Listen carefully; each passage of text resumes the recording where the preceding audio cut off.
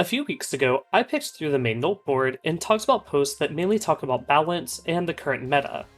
Today, I thought it'd be fun to wrap up the month of May and welcome June by making a video going through the main Nolt board and figuring out what kind of posts are not related to the balance, what could change in the game to make the new player experience better, or maybe what could just make the gameplay smoother overall.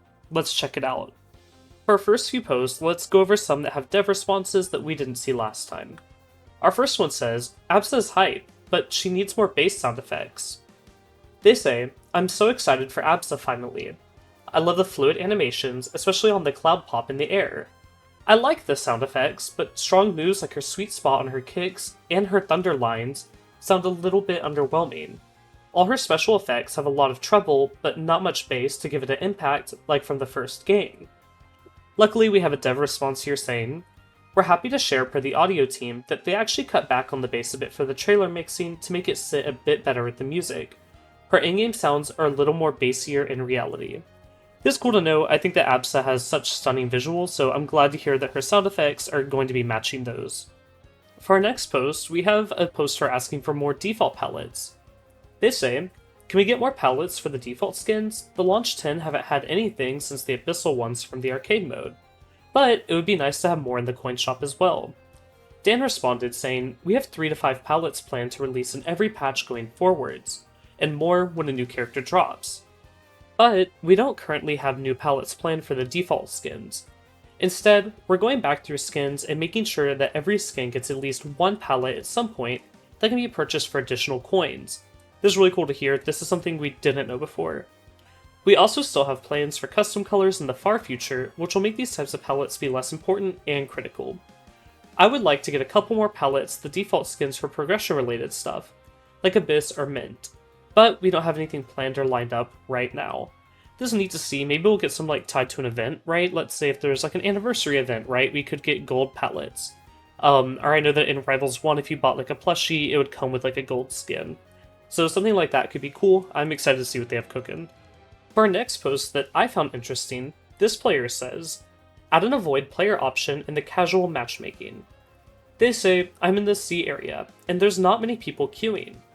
However, there is always one person who queues and constantly leaves upon seeing me, which makes me have to requeue over and over again, and I keep matching with the same person who wants to avoid me. Adding an avoid option in casual would allow me to stay with my queue and not have to re-queue constantly because of the low amount of people queuing in my area. SBS says, this is going to require some work from our programmers and they will need to also figure out the best way to implement it. Hopefully we can get something in the pipeline soon. This is cool to see. I guess if someone's really toxic to you, right, you could use this feature. Personally, for me, whenever I queue casual, I kind of like to play a secondary. Right now I've been hopping on Loxodon a lot. He's a whale of a time.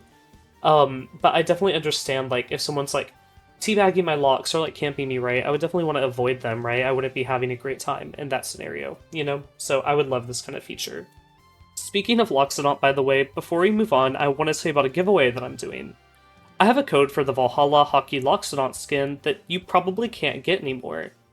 I'm going to give it away to one person that comments on one of my videos before mid-June. I also want to remind you that you can use code LASTSTOCK in-game to get extra ether bucks on your purchases. Sales using code LASTSTOCK help support the channel and my events, so it means a ton. Let's go ahead and hop back to the Nolt board though. I know that I promised that we wouldn't talk too much about balance, but this post in response from Dan kinda caught my eye. This poster says Zetterburn down B. Why does his down B give him his double jump back for free? This shouldn't be a thing, or at the very least, it should be only once per airtime. This is as degenerate as Edalus Wave Dash out of Dash Attack. It should have stayed in Rivals 1. Oh, and the ECB version of the cancelled down B should match the animation. I'm not too sure about how this last one affects the game, because I don't play Zetter, but I thought Dan's response was pretty interesting. He said, there are a good amount of nerfs that we are testing for Zetterburn, but this is not planned, as we have seen in Rivals 1 what a linear recovery on Zetterburn looks like. It's not fun for either player, and takes a long time to rinse and repeat the edge guard. I do agree on this, that linear recoveries are normally not fun.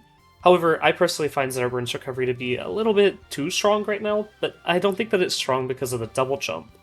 I think maybe if Up B didn't go quite as far, or it had a little bit longer startup time, You can maybe position yourself better to guard against it, or maybe force him to a spot where he couldn't recover with it. But I personally find the down B jump to be a really cool feature, and it kind of gives Zetterburn like a reward for opting to go lower and take a riskier angle to recover, since he could easily get spiked. This Nolt board post is something that I see a lot of people talk about, but I don't think I've talked about it on the channel too much, but they say that they'd like to see peer-to-peer options come to the game. They want an option to use peer-to-peer instead of servers. It'll be really helpful for when servers happen to be down. It'll also be useful if you're just trying to play with a friend that doesn't live super far, instead of having to go to a further away server.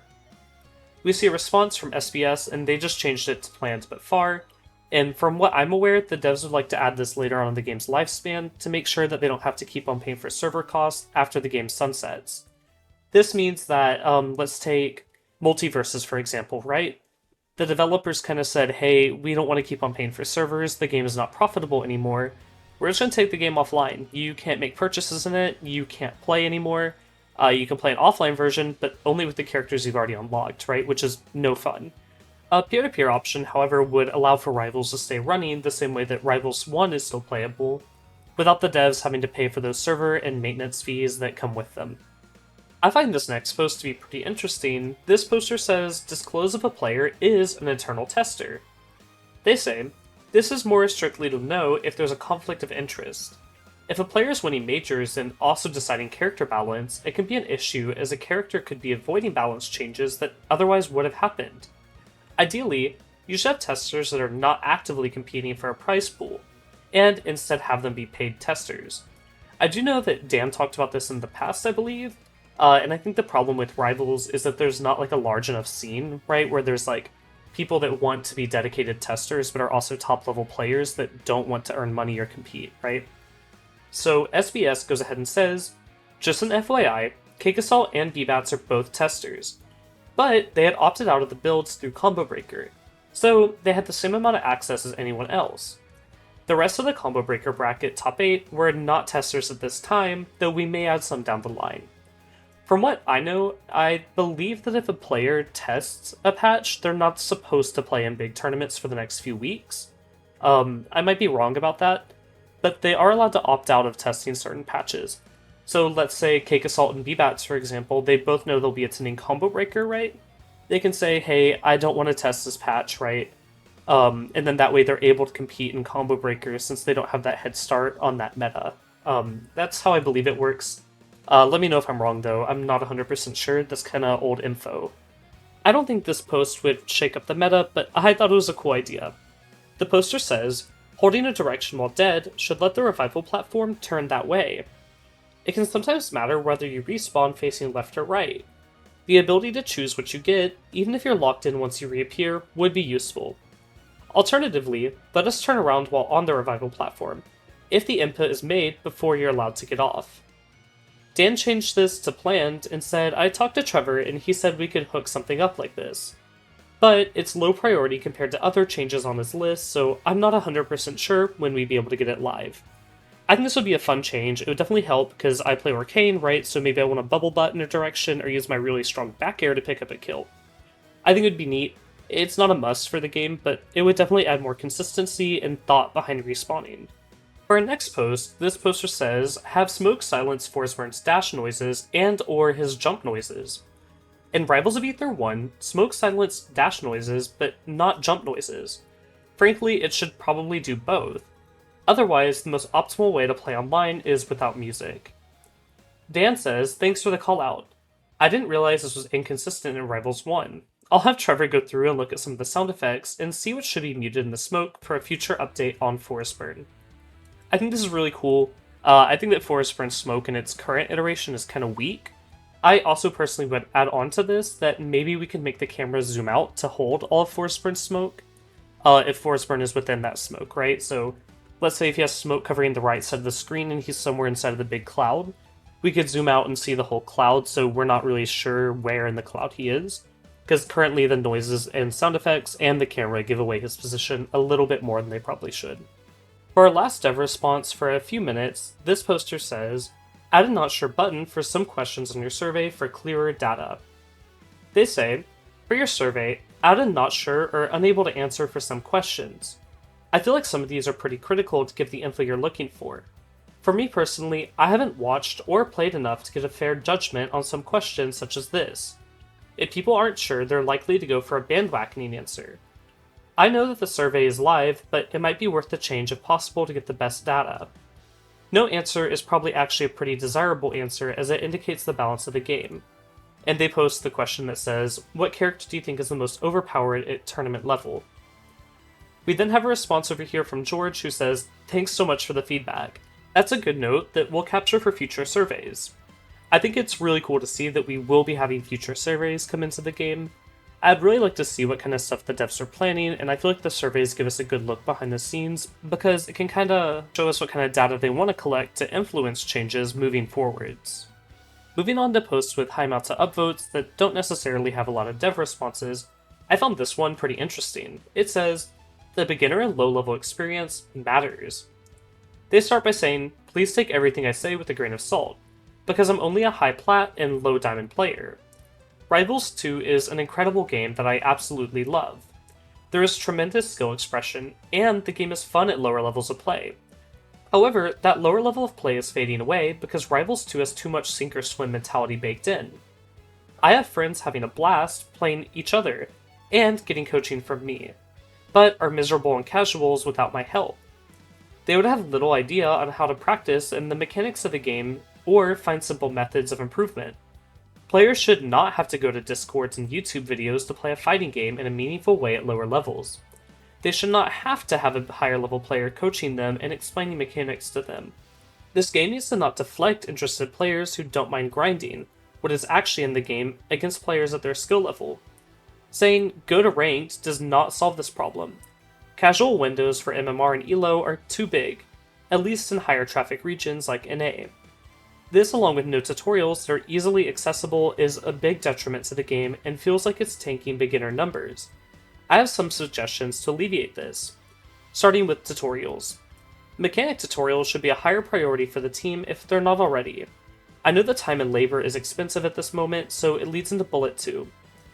Commission high-level players to make character tutorial videos embedded in the game with some sort of short mechanic in training mode, like hitting targets with Crag's rock shards.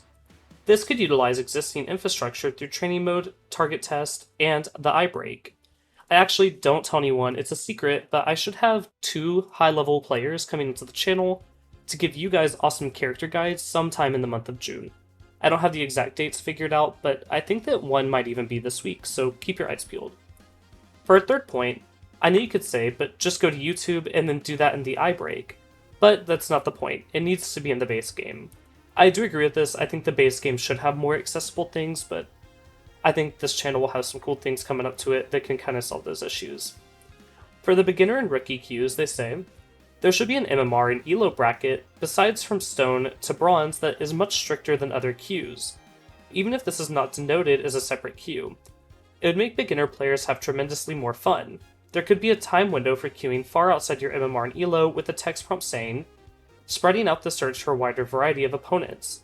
So at least the player knows they're getting someone further above or below their skill level. I think this should probably be for all levels, right? Like, let's say if the game thinks you're going to have a hard time queuing, they might give you a little notice like, hey, this match is outside of our normal range, it's the quickest match we could get you in, otherwise you might be waiting 3-4 minutes for a match, right?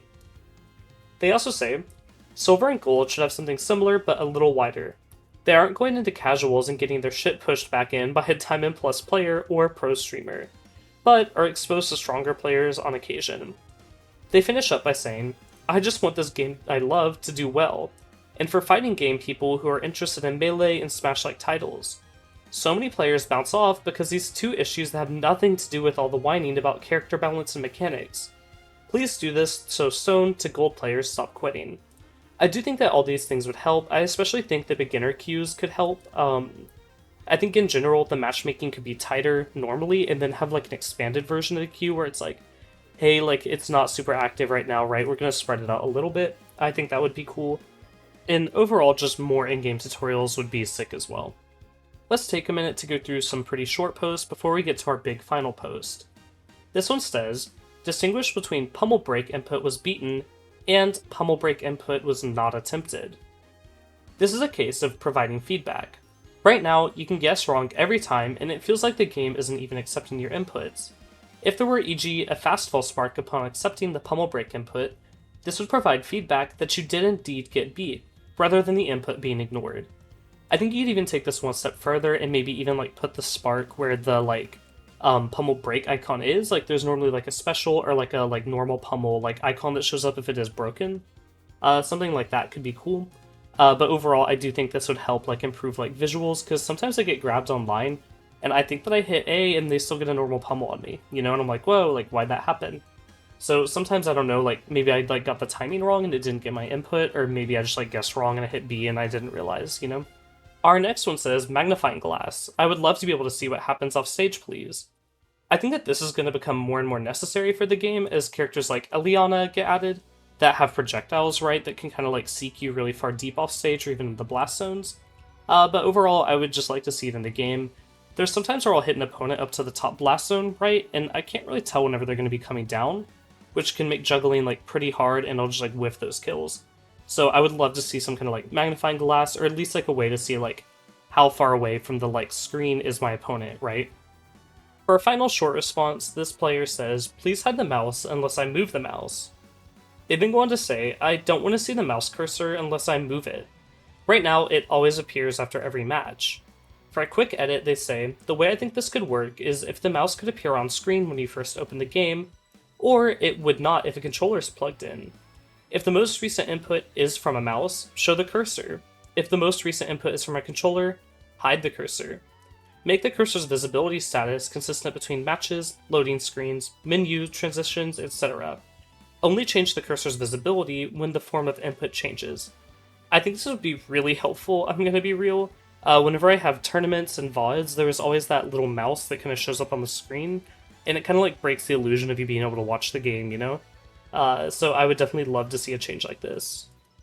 For our final and longest post today, this final post says, the survey inspired me to respectfully write down my thoughts about the beloved game, Rivals of Aether 2. I made a write-up about the largest issues with Rivals of Aether 2 currently. I'm not trying to complain or cry on here, I just want to respectfully share my thoughts about the game that I want to love again so badly. Please give it a read. This is a Google Doc, so flashbang warning if you're watching the visuals. They say, to start off, I want to love Rivals of Aether 2. I want to have fun again playing Rivals of Aether 2, and I haven't for a while. So I stopped, and that's okay. I have a Kickstarter number in the 1900s, and have played both the beta and full release for over 400 hours, which somehow is an insane amount and simultaneously not really that much. I wanted to voice my opinions and thoughts because of the recent survey which inspired me to do so, and it didn't really give me the space to fully vocalize my thoughts.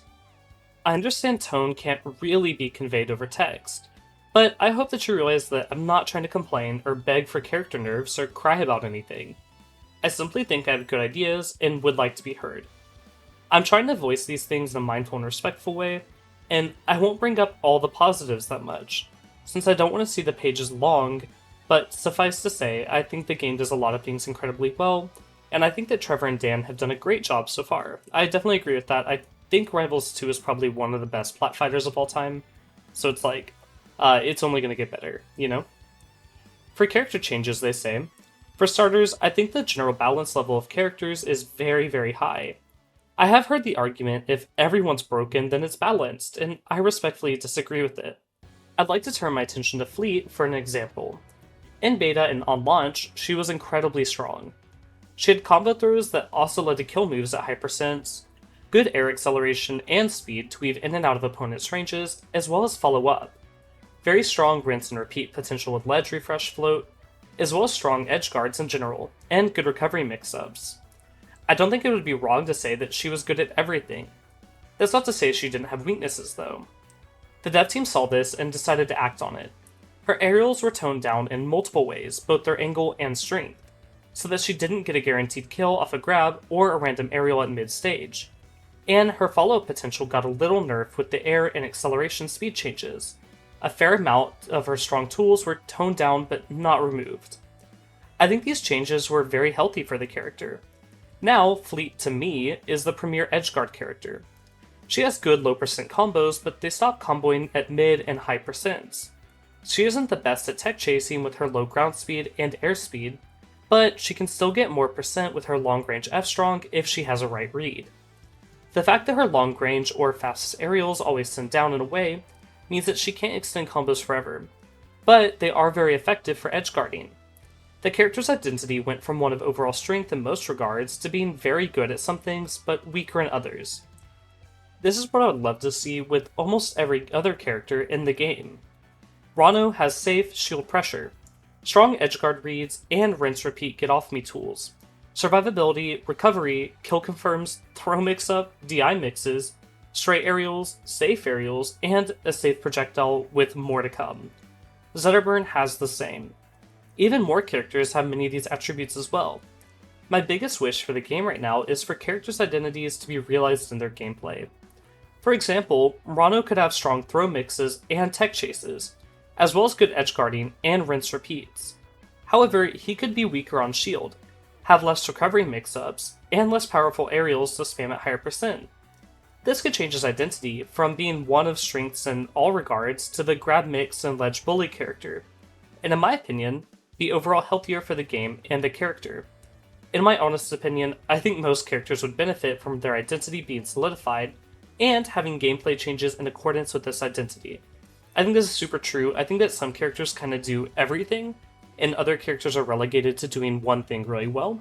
So I think that if all the characters were kind of like told, like, hey, you have to be good at one thing, right, figure that out, and then your other things will fall into place, I think that could definitely be healthier for the game. As far as general changes go, they say, I'm sure you've heard a million things similar to what I'm going to say, so I'll try to keep this part brief. There's not a character in the game that has no safe aerials on shield. I like that. However, I think most characters having multiple safe aerials, as well as one or more safe tilts or strongs, is detrimental to game balance. Characters having so many tools in their kit to use in their opponent's face and be safe during it means that players get to be less intentional with their move choice. This makes the game overall feel more mashy and less thoughtful and neutral, because it's much harder for my opponent to predict what move I'm going to use when I have 2 to 3 safe aerials instead of just 1 or 2. I do think that some characters should have more than one safe aerial and move, regardless of spacing, such as an aggressive archetype like Zetterburn. I also think that a lot of moves should be safe when spaced, even if they don't have disjoint like Rano Bear. I understand this might make some characters rely on a few specific moves that are safe. I believe this would open the door wider for parry reads and timing mix-ups from both parties, and could make neutral deeper as a result. To do this change and make things less safe, I believe many moves need a significant amount of landing lag and or recovery frames added. I also think very few moves should have so many hitboxes. To make a reference, I reinstalled P+ to play with a friend. I have smashed his Marth and they ran into it. They avoided it because they were too close and the sword missed. I had a thought that if this were Rivals 2, that would have hit. But why? The sword character missed with the sword and the move missed. I respectfully don't think that characters should have hitboxes that are circles in the center of their body. Another example is that some spikes have hitboxes on the character's head. It leads to a lot of why did that hit moments that feel unrefined for a game that feels so smooth in most other aspects. And finally, I remember talking with Trevor at Genesis 2 about difficulty, and then we both shared the opinion that more things should be harder to input. Specifically, the change that made shield grab unbufferable was overall healthier for the game. I think that Rivals 2 is hands down the most intuitive and smoothest plat fighter to pick up and play. I don't feel like I've ever had to fight the game to move my character, and I think that's a remarkable feat. However, I think some things should be harder to input, as I think there's interesting skill in timing things that are fast without help from the system, and I think it really expresses how deep players' mental stacks can be. Moving in neutral feels incredible. Perhaps moving in advantage should maybe be stricter?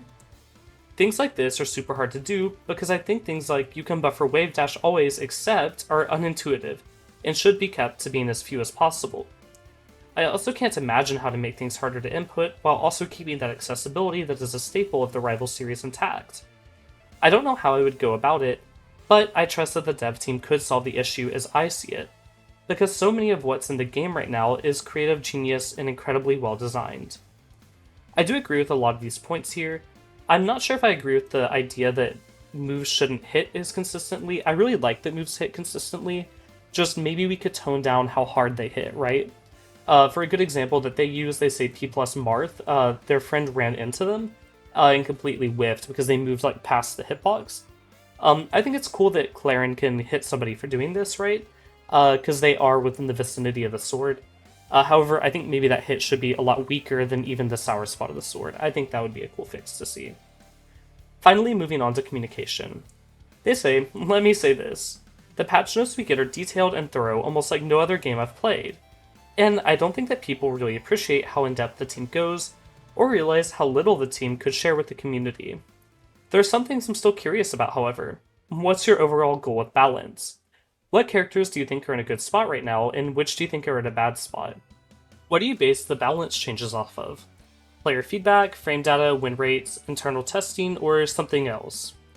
Do you plan on doing deeper reworks like Crag and Fleet to other characters? If so, which ones? If not, why?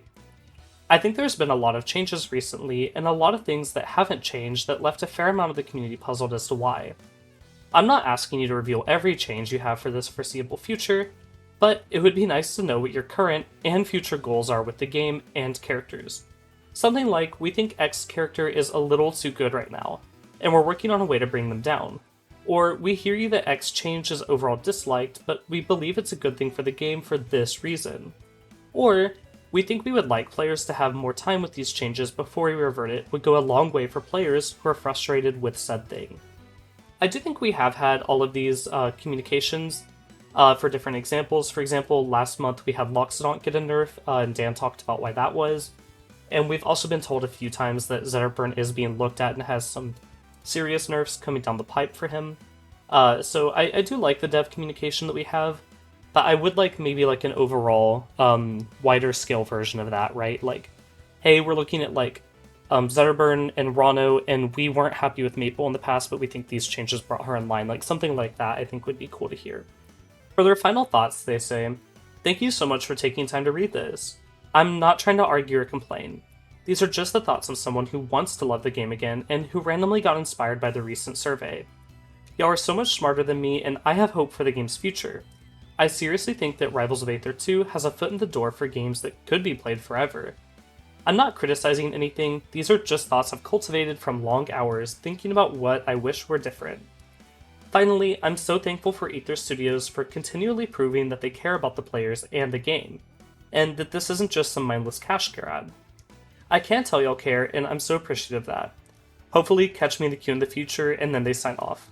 I do want to say, overall, I think this is really well written. It came off like really respectful, and I know they talked about that a few times. And I agree with a lot of their points. I do wish we had better communication. I wish that a few things were a little bit harder to input. Specific things that come to mind are like Zetterburn Shine combos, right? Like sometimes I'll see someone like Wood, he plays in some of my tournaments, but he'll do like crazy Shine extensions that are really hard to do, and then I'll see another Zetterburn player do like, I don't want to say a knockoff version, but they'll get a similar amount of percent from a much easier to do confirm, right? So I do wish that things were made harder, right? So that better players could show that they are better. And then I also do agree with their idea about character changes, where they talk about how characters' identities need to be fully realized, and then maybe it's okay for a character like Rano to not have super safe aerials, but for him to have great tech chasing, you know? I think that would be cool. That's going to go ahead and wrap up my Nolt board video. Thanks tons for watching until the end, and good luck on that Loxodont skin giveaway. Don't forget to comment for your chance to win it. Thanks again, and I'll see you guys in the next one. Bye for now.